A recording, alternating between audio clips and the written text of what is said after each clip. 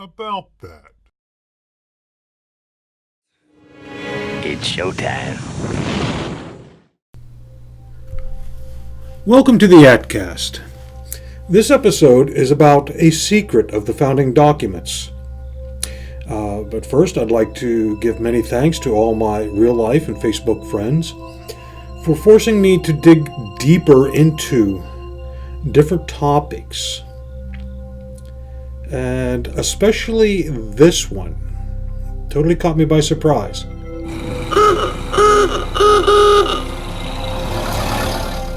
First of all, I'd like to apologize that this episode is late. I am trying to get the episodes out on Mondays. And while preparing for this third episode, I had an epiphany. I started working on this current episode, and as I was writing up my notes,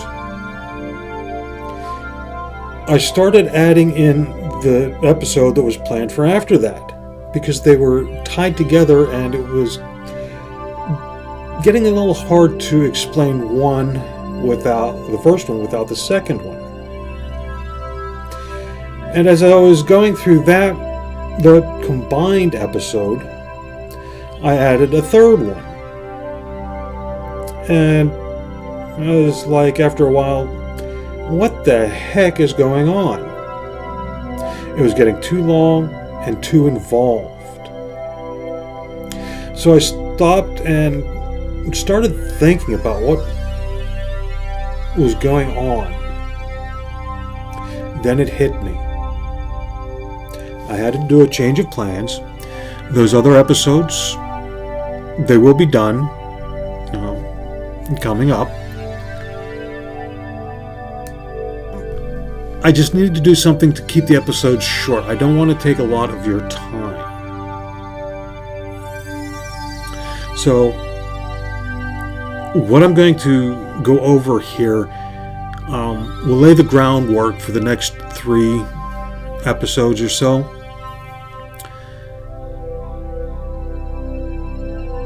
Here's the secret. The Declaration of Independence, the Constitution, and the Bill of Rights are like fabric or spiderweb. The 3 documents are interwoven. Now, what do I mean by interwoven? Each document influences the others and is in turn influenced by the others.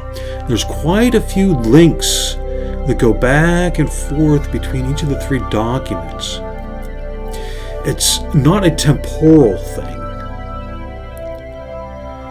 It's in how, not necessarily how they were written, but the way they're written. Each one was written keeping in mind what could come later. And each of the later ones was written keeping an eye on the earlier ones. For example, with all the grievances listed in the Declaration of Independence,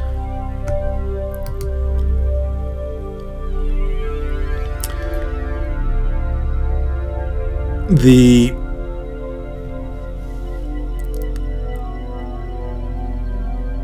Constitution was written. How could they ensure that all the grievances, which are actually rights being retained for the people,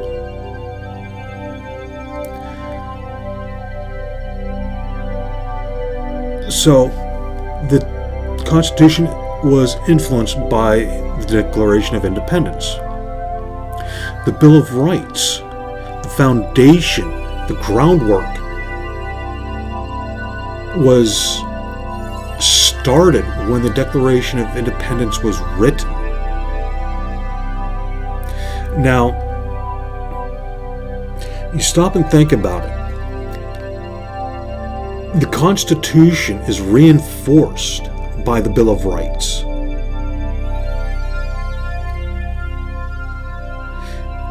It gives examples of rights retained by the people. It's not an exhaustive list. The Ninth Amendment makes it absolutely clear.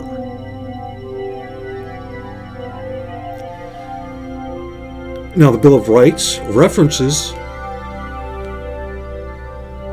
the Constitution. The Bill of Rights is extended. The list of rights in the Bill of Rights is extended by the Declaration of Independence through the Ninth Amendment. There are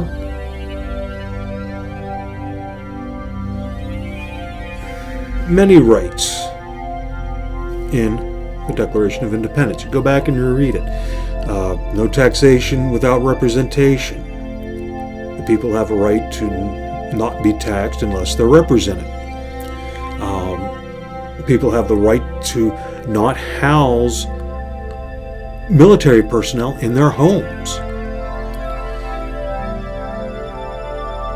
You see, as of this recording, I've been discussing this in real life because of the LGBTQ cases that are either before the Supreme Court or will soon be argued before the Supreme Court.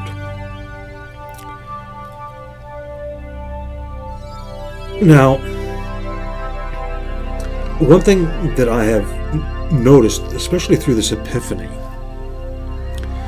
is that the Supreme Court likes references to previous cases and laws and acts, but those are all non sequitur in the LGBTQ cases. Why? Because of the Ninth Amendment, which states that the Bill of Rights is not an exhaustive list, and that there are many other rights that are retained by the people. Now, that ties into the Declaration of Independence, with all men are created equal, meaning that every single person in this country has the same rights as everybody else. They are subject to the same laws. So, take the time, go back and read through the founding documents. Now, by the founding documents, I'm not talking about the Articles of Confederation. You can do that if you want, because it helped inform how the Constitution was written. But beyond that, it really has no bearing on anything else. So go back and read through the Declaration of Independence. Look at the rights listed: life, liberty, the pursuit of happiness.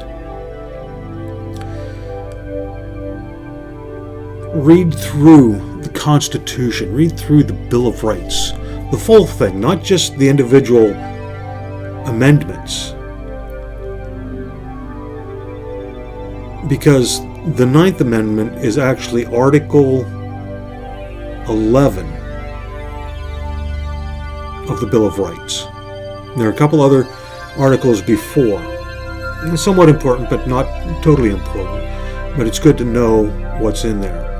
And you'll start to see, keeping what I just told you here in mind, you'll start to see the links between one document and the other. You'll see how one document influences and is influenced by the others. So I'm going to wrap it up here, and I want to thank you for spending some time with me, and I'll see you at the next YATCast.